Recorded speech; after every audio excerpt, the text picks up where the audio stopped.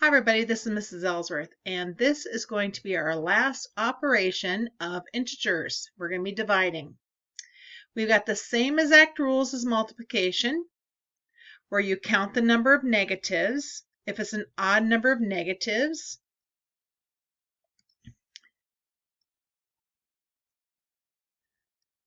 and that means it's going to be negative. If there's an even number, then it's going to be positive. Even number of negatives, then it will be positive. Okay, so you go and you multiply one negative and a positive, you're going to get a negative. If you go, divide, sorry. And if you divide two negatives together, you're going to get a positive. Okay, so here's an example here just to prove that multiplication and division is similar. Okay, so here is an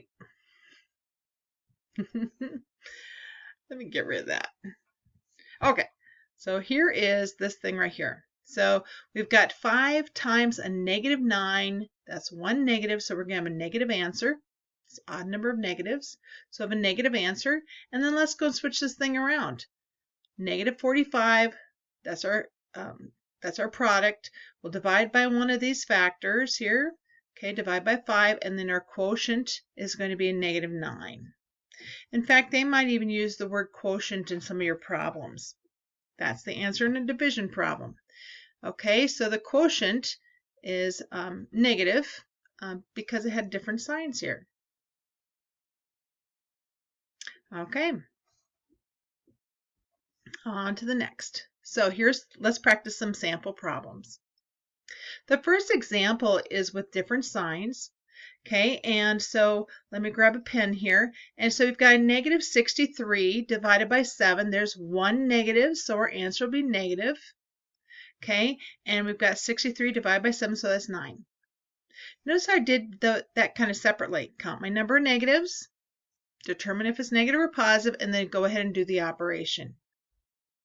Okay, now look at this as division 2. Remember, that's a divisor bar. When you're talking about a ratio, this is a divisor bar, so it's 110 divided by a negative 10. So the answer here is going to be negative because there is just one negative here. Okay, so the answer is going to be negative. And then 110 divided by 10 is going to be 11. Okay?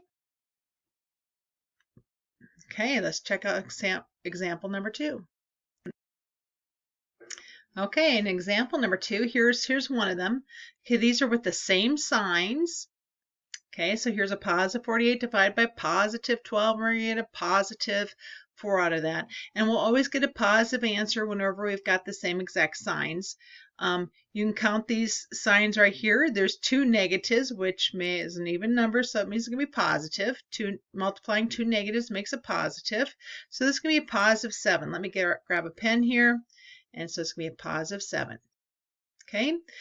Okay, now we got a negative 56 divided by negative 8. There's 2 of them.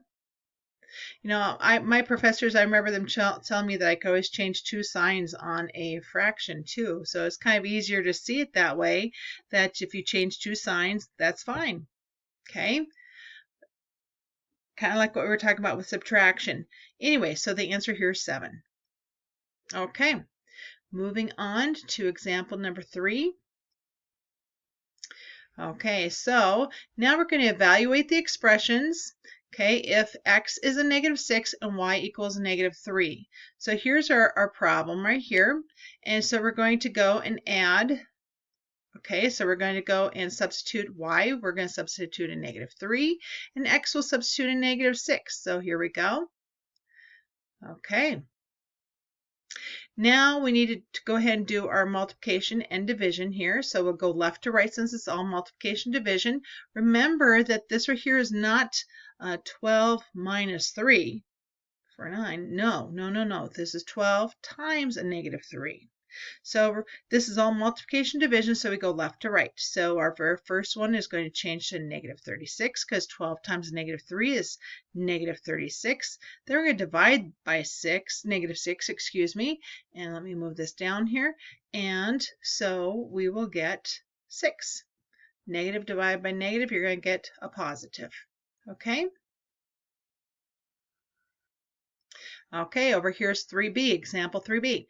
So we've got 5, and then x is the -6, and y is going to be the -3. So let me go and write that out with it substituted in there. Wow, lots of negatives. We've got to definitely do this multiplying on top first. Okay, and so when we do that, 5 times 6 is 30, 2 negatives, so it's going to be positive 30. Okay, divided by -3. And what do we get out of that? Let me get this out of the way. Hello. There we go. And so what do we get out of that? We're going to get a -10. Okay, positive divided by negative, two different signs, get a negative.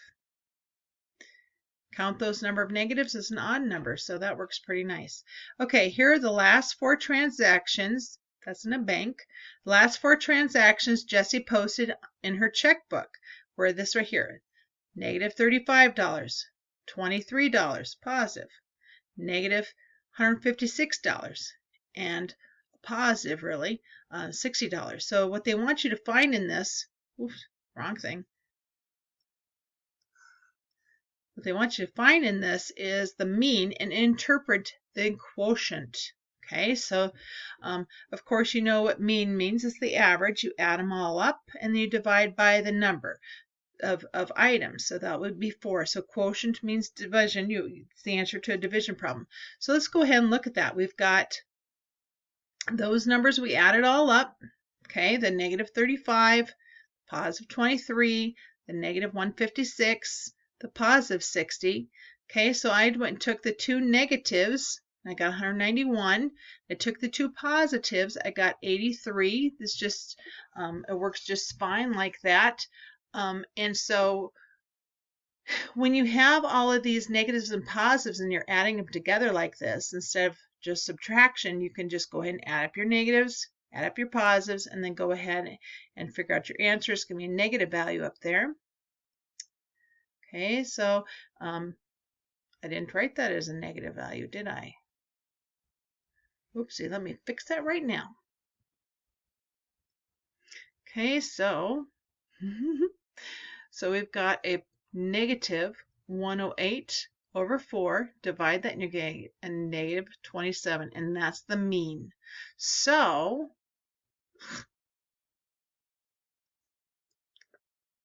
okay, so you say that a -$27 was the average amount for transactions, for a transaction.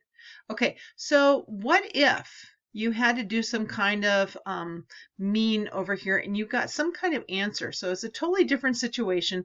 And let's say you got an answer that was like a 1/4.